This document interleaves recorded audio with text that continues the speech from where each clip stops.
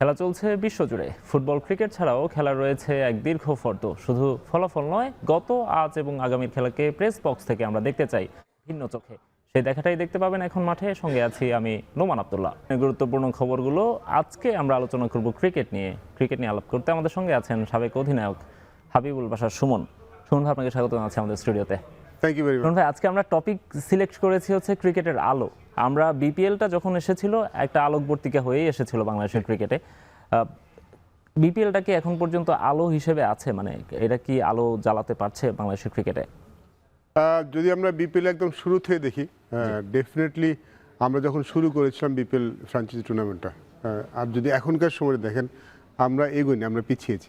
This is a fact. আমরা যখন শুরুতে যদি বিপিএল দেখেন, তখনকার যেই সব খেলোয়াড়রা খেলতেন, তখন ফ্র্যাঞ্চাইজিগুলি যেমন ছিল, এখন ঠিক অমনটা নেই। না, আমরা অনেক পিছিয়েছি। ডেফিনেটলি আরও এগোনোর কথা ছিল। এর পেছনের কিছু কারণ তো অবশ্যই আছে। যখন বিপিএল শুরু হয়েছিল তখন সম্ভবত 3টা ফ্র্যাঞ্চাইজি টুর্নামেন্ট হতো। বিগ ব্যাশ, আইপিএল, তা বিপিএল শুরু করলো, তারপরে পিএসএল শুরু হয়েছে, এরপর আরো অনেকগুলো শুরু হয়েছে। এখন আসলে ফ্র্যাঞ্চাইজি টুর্নামেন্টের সংখ্যা এত বেশি। আইএল আপনি জানেন, সেখানে অলমোস্ট 9 জন বিদেশি খেলোয়াড় খেলতে পারে। তো বিদেশি খেলোয়াড় বেশি ভালো না আসলে আসলে টুর্নামেন্টের মানটা কমে যায়, আকর্ষণটা কমে যায়। সেই বিপিএল আসলে সেই দিক থেকে স্ট্রাগল করছে রিসেন্টলি এই মুহূর্তে। সো তারপরে বিপিএল যে একদম খুব যে খারাপ হচ্ছে তা না। বিপিএল থেকে কিন্তু প্রতি বছর কিছু খেলোয়াড় উঠে আসছে, প্রতি আসরতেই কিন্তু আমরা কিছু খেলোয়াড় পাই বিপিএল থেকে। বাট ডেফিনেটলি যেহেতু অনেক ফ্রাঞ্চাইজি মানে একসাথে সাংঘর্ষিক হয়ে যাচ্ছে, তো প্লেয়ারের কোয়ালিটিটা বিপিএল এখন কমে গেছে, যেটা শুরুর দিকে যেমনটা ছিল। আচ্ছা, কোয়ালিটি প্লেয়ারের অভাব শুধু দায়ী সুমন ভাই, না কি হচ্ছে আমাদের নিজেদেরও কিছু ঘাটতি আছে? আমি বলছি এই কারণে যে কারণ বিপিএল এর এখন পর্যন্ত আমরা পূর্ণ কোনো স্ট্রাকচার পাইনি। অন্যান্য ফ্র্যাঞ্চাইজি লিগগুলো যেভাবে যাচ্ছে, লাইক আইপিএল বা পিএসএল এর কথাও যদি বলেন, বিগ ব্যাশ, আমাদের তো ওরকম কোনো স্ট্রাকচার নেই। প্রতি বছর নতুন করে শুরু করা হচ্ছে, নতুন করে ফ্র্যাঞ্চাইজ নেওয়া হচ্ছে, নতুন করে আলাদা নিয়ম কানুন তৈরি করা হচ্ছে। সো আমাদের নিজেদেরও তো কিছু ঘাটতি নিশ্চয়ই আছে। আমাদের সবচেয়ে বড় সেটব্যাক যেটা হয়েছে বিপিএল, সেটা হচ্ছে আমাদের আসলে কোনো ফ্যান বেস ফ্রাঞ্চাইজি তৈরি হয়নি। আমরা উই কেপ চেঞ্জিং। আপনি যখন পিএসএল দেখেন, বিগ ব্যাশ দেখেন, আইপিএল ডেফিনেটলি অন্য লেভেলে চলে গেছে। কিন্তু বাকি ফ্রাঞ্চাইজি যদি দেখেন, সবগুলি ফ্রাঞ্চাইজি কিন্তু ফ্যান বেস তৈরি হয়। মানে হয় না যে খুলনার একটা ফ্যান বেস, চিটাগাংয়ের ফ্যান বেস, রাজশাহী একটা ফ্যান বেস, ওই যে ফ্রাঞ্চাইজিরা তারা কিন্তু সারা বছর সেটা নিয়ে কাজ করে। আমাদের আসলে সেটা শুরু হয়েছিল, আমরা সেটা ধরে রাখতে পারিনি। এটা আমাদের সবচেয়ে বড় সেটব্যাক এটাই। একটা সময় কিন্তু তৈরি হয়েছিল যখন খুলনা টাইটান্সের মধ্যে ফ্রাঞ্চাইজি কাজ করছিল, ঢাকা লিয়ারেস কাজ, অনেকগুলি ফ্রাঞ্চাইজি কিন্তু তখন একটা ফ্যান বেস। ফরচুন বিপিএল আমরা বরিশালের গত বছর আমরা দেখেছিলাম। এইগুলি আসলে ধরে রাখতে না পারলে আসলে এই প্রবলেমটা এরকম হয়। এবং আমরা উই কেপ চেঞ্জিং আওয়ার ফ্রাঞ্চাইজিস। তাতে যেটা হয়েছে, খেলা হয়েছে, বাট বিপিএলটা তৈরি করতে হলে যে একটা ফ্রাঞ্চাইজি কাজগুলি করে সারা বছর ধরে, ফ্যান বেস তৈরি করা, তাদের বিভিন্ন প্রমোশন করা, কিংবা দলটাকে নিয়ে কাজ করা, সেটা আসলে হয়নি। যার জন্য আসলে বিপিএলটা ঠিক এখন যেখানে দাঁড়ানোর কথা ছিল সে অবস্থায় নেই। না, রাইট। আমরা আপনার কাছে ফিরছি আলোচনায়। সুমন ভাই, আমরা বলছিলাম যে বিপিএলটা নিয়েই, এবছর বিপিএলে আপনি টেকনিক্যাল কমিটিতে আছেন, সেই কারণে আপনি মনে হয় চট্টগ্রাম রয়্যালসের দায়িত্বটাও ছেড়েছেন। মাত্র দায়িত্ব নেওয়ার মনে হয় 7 দিনের মাথায় আপনি ছেড়েছেন। কিন্তু যে দলটার কথা আমরা বলছি চট্টগ্রাম রয়্যালস, সেটা নিয়ে অনেক কথা হচ্ছে।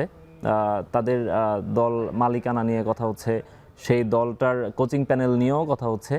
আপনি যখন তাদের সঙ্গে ছিলেন, মাত্র 7 দিন ছিলেন, এই সপ্তাহ খানেকের মধ্যে এই দলটার সঙ্গে আপনার কি ধরনের কথা হয়েছিল? খুব বেশি কথা যে হয়েছে তা না। আমার সাথে রিসেন্টলি আমার সম্ভবত একটা মিটিং আমরা করেছিলাম, তারপরে আমি দেশের বাইরে চলে যাই। এই 7 দিনের মধ্যে তাদের সাথে আমার খুব একটা কনভারসেশন হয়নি। বাট কেমন হচ্ছে, কি করছে না করে, সেটা নিয়ে আলাপ হয়েছে। অবভিয়াসলি তারপরে আমি তার কন্টিনিউ করিনি। নতুন ফ্র্যাঞ্চাইজি ডেফিনেটলি তারা শুরুতে তাদের সাথে আমার যে কথা হয়েছিল, তারা ফ্রেশলি স্টার্ট করতে চান, ফ্রেশ পিপল চান, এরকম একটা আলাপ হয়েছিল। সেটা নিয়ে আসলে বেশি আমি ইন্টারেস্টেড হয়েছিলাম। তারপর আমি অন্য কারণে, যাই হোক, আমার অন্য কমিটমেন্টের কারণে আমি কন্টিনিউ করতে পারিনি। বাট প্রবলেমটা যেটা হয় যে এই প্রতি বছর যখন নতুন ফ্র্যাঞ্চাইজি আসে, আমার কাছে মনে হয় আমাদের সবচেয়ে বিগেস্ট প্রবলেম যেটা, সে 2026 বিপিএল যারা ফ্র্যাঞ্চাইজি আসবে, অবভিয়াসলি যদি ফ্র্যাঞ্চাইজি যারা আসে, আমি মনে করি তাদেরকে লম্বা সময়ের জন্য দেওয়া উচিত, অ্যাটলিস্ট 5 বছরের জন্য দেওয়া উচিত, কিংবা অ্যাটলিস্ট 3 বছরের জন্য দেওয়া উচিত। সো দ্যাট একটা টুর্নামেন্ট পরে তারা জানে নেক্সট ইয়ার আবার তারা টুর্নামেন্ট দল করবে, so that they can prepare themselves for a year. এবং যখন কোনো নতুন ফ্রাঞ্চাইজি আমরা নিব তাদেরকে আসলে 1 বছর সময় দেওয়া উচিত, 6 মাস সময় দেওয়া উচিত। জি আমাদের এখানে যেটা হয় আমরা আগেও দেখেছি যে ফ্রাঞ্চাইজি সিলেক্ট হয় টুর্নামেন্ট শুরু হওয়ার 1 মাস আগে, সো নট এনাফ টাইম, কারণ এটা বিপিএল ফ্রাঞ্চাইজি চালু করার কিন্তু কিছু এক্সপেন্সিভ ব্যাপার থাকে। সো জি, ফান্ড জি। রেইজ করা, টিম সিলেক্ট করা, ম্যানেজমেন্ট সেট করা, সেটা প্রমোশন করা, ব্র্যান্ড প্রমোশন করা, এটা করতে কিন্তু সময় লাগে। সো আমার যে এই বছর যারা পেয়েছেন তারা 5 ইয়ার্স পেয়েছেন, সো তাদের হাতে সময় আছে। আশা করছি পরবর্তী একটা বছর তারা কাজে লাগাবেন। এই জিনিসগুলো আসলে খুব বেশি আমরা দেখিনি, কারণ মোস্ট অফ দ্য বিপিএল টিমের আগেও দেখেছি, যদিও বড় বড় কোম্পানি এসছে, বাট বিপিএল শেষ হয়ে যাওয়ার পরে এবং পরবর্তী বিপিএল শেষের আগ পর্যন্ত খুব একটা কার্যক্রম তাদের কিন্তু দেখিনি। ইউজুয়ালি কিন্তু যে কোনো বিপিএল, হ্যাঁ রংপুর রাইডার্স একটু কাজ করে, আমি জানি রংপুর রাইডার্স তাদের নিজস্ব ভেন্যু আছে, তারা তাদের ব্র্যান্ড প্রমোট করে, তারা একটু আগে এবং তারা অনেক বছর ধরে আছে, অনেক বছর ধরে আছে। সো যেহেতু তারা অনেক বছর আছে এবং তারা বেশ সিরিয়াস এবার তারা কিন্তু এই খেলাটা প্রমোট করে। দিস ইজ এ ডিফারেন্ট, দু একটা যে একদম নেই তা না, বাট আমি যেহেতু বলছি মোস্ট অফ দ্য কেসেস, এই জন্য আমি আসলে কথাটা বলছি।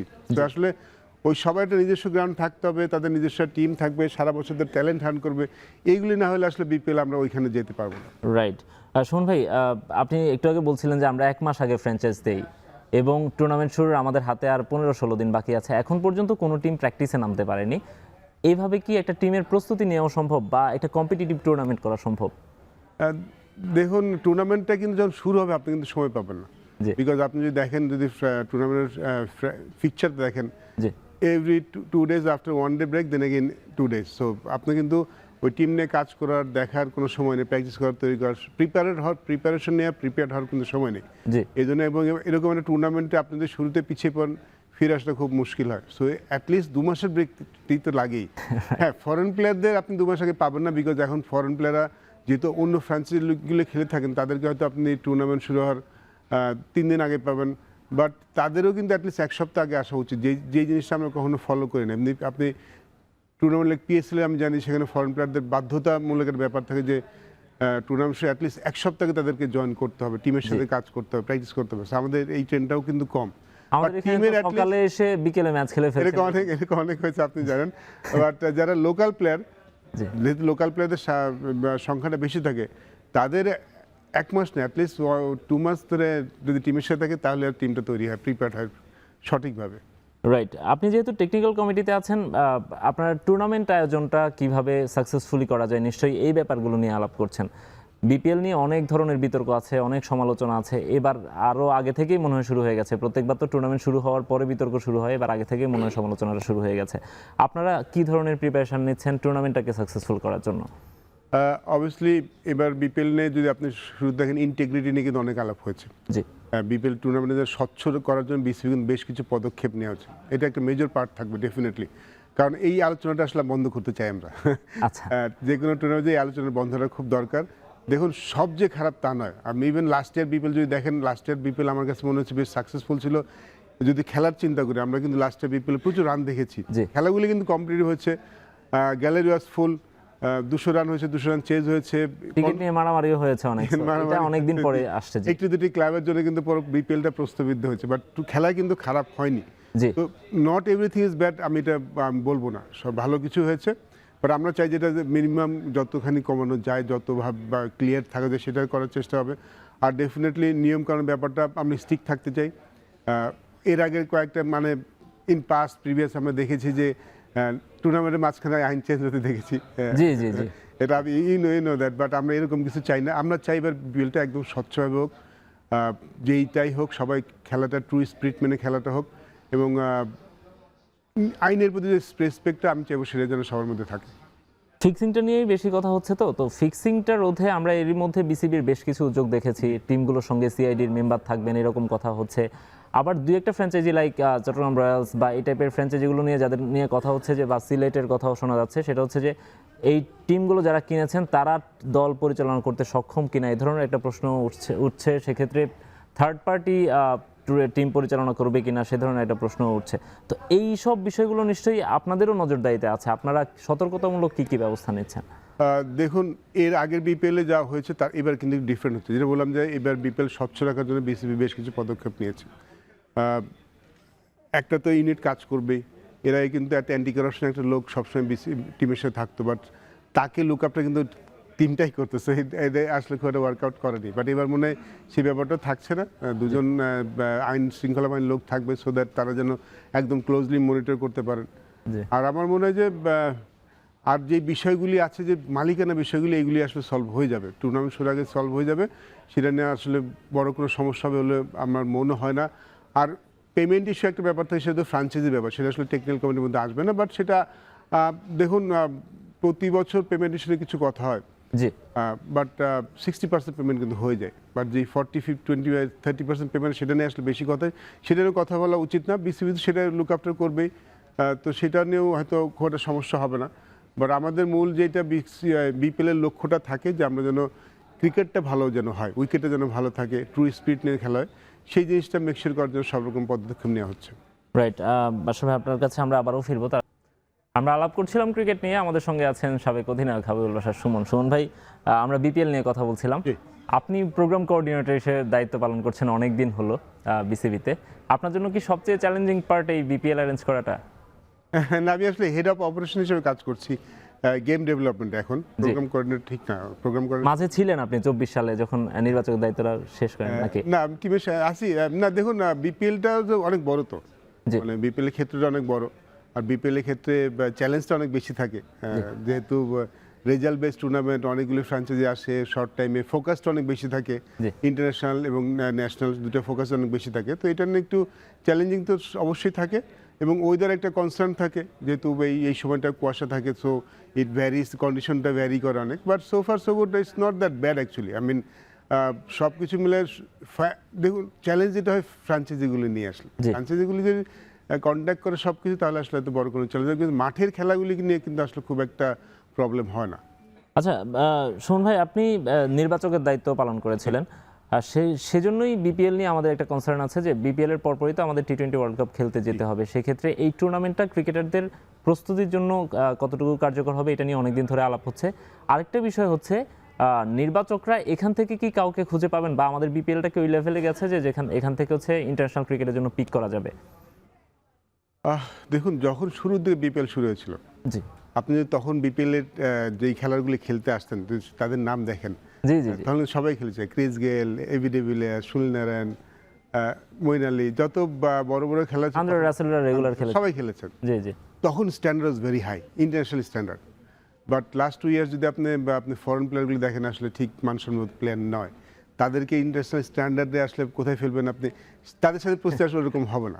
দিস ইজ ফ্যাক্ট, এটা বলে লাভ নেই, দিস ইজ ফ্যাক্ট। আপনি যখন আন্ডারস্ট্যান্ডের ড্রেসিং রুম শেয়ার করবেন, কারণ প্লেয়ারের সাথে খেলবেন, ক্রিস গেইলের সাথে আপনি যখন প্র্যাকটিস করবেন, আপনি অনেক কিছু শিখতে পারবেন, ইয়াং প্লেয়ার অনেক কিছু শিখতে পারবে, কারণ তারা ওয়ার্ল্ড ক্লাস প্লেয়ার। বাট ওই মানে খেলার কিন্তু এখন আসছে না বিপিএল, যেটা আমাদের জন্য একটা সেটব্যাক বলতে পারেন। তো ঠিক ইন্টারন্যাশনাল স্ট্যান্ডার্ড যতখানি থাকা দরকার, সেখানে কিন্তু বিপিএল এখন অতটা নেই, আমি বলবো, দিস ইজ ফ্যাক্ট। বাট তারপরেও কম্পিটিটিভ খেলা হয়, ভালো উইকেটে খেলা, গত বছর খুব ভালো উইকেটে খেলা হচ্ছে, এবছর তেমনই প্ল্যান চলছে, ওরকম উইকেট যেন আমরা প্রোভাইড করতে পারি। টুর্নামেন্ট হিসাবে কিন্তু খেলার এখান থেকে ডেফিনেটলি প্রতি বছর কেন করে আমরা খুঁজে পাই। তো এবারও টুর্নামেন্ট হিসাবে তেমনই আশা থাকে, নির্বাচকদের চোখ থাকে। বাট যদি আপনি ওয়ার্ল্ড কাপের কথা বলেন, I am not too sure যে এই বিপিএল থেকে কোনো প্লেয়ার সরাসরি ওয়ার্ল্ড কাপ খেলতে চলে যাবে, বিকজ এই টিমটা খেলছে অনেকদিন ধরে। জি, হয়তো একটা দুইটা প্লেয়ার হয়তো যদি কেউ মানে আউটস্ট্যান্ডিং খেলে থাকে, তাকে নিয়ে হয়তো নির্বাচকরা চিন্তা করতে পারেন। বাট আমার কাছে বিপিএলটা মনে হয় যারা ওয়ার্ল্ড কাপ খেলবেন, যে দলটা আমার মনে হয় যে নির্বাচকদের মাথায় আছে, তাদের জন্য একটা খুব ভালো প্র্যাকটিস হবে ওয়ার্ল্ড কাপ যাওয়ার আগে, বিকজ ওয়ার্ল্ড কাপের আগে কিন্তু আমাদের সময় নেই। আমার মনে হয় এটাও একটা ব্যাপার, কারণ ওয়ার্ল্ড কাপের আগে টিমটা একসাথে হওয়ার খুব সময় পাবে না। বিপিএল যদি আরেকটা আগে শুরু করা যেত, বিকজ ওয়ার্ল্ড কাপের টাইমিংটা তো অনেক আগে হয়ে গেছে, কোন সময় ওয়ার্ল্ড কাপ হবে। তো বিপিএল নানা জটিলতায় কিন্তু আমরা পিছিয়েছি। সো যদি বিপিএলটা আমরা 15 দিন আগে স্টার্ট করতে পারতাম, ওয়ার্ল্ড কাপের আগে যদি দলটা, ন্যাশনাল টিম যে দলটা খেলতে যাবে ওয়ার্ল্ড কাপে, তারা যদি 10 দিন একটা স্পেস অফ টাইম পেত, 7 দিন তো ব্রেক নিতে হবে, এত বড় হাই ইন্টেন্সিটি টুর্নামেন্টের পরে তো আপনাকে একটা ব্রেক দিতে হবে। কিন্তু তারপরে যদি 10টা দিন একসাথে প্র্যাকটিস করতে পারতো ওয়ার্ল্ড কাপে যাওয়ার আগে, সেটা খুব ফ্রুটফুল হতে পারতো। আনফর্চুনেটলি বিপিএল পিছিয়ে যাওয়ার জন্য ন্যাশনাল টিমটা সময় পাবে না। Right after BPL they have to travel. So এটা কিন্তু খুব একটা ভালো জিনিস, মানে আমাদের এর আগে এরকম হয়েছিল, এক্সপিরিয়েন্সটা আমাদের খুব একটা ভালো ছিল না।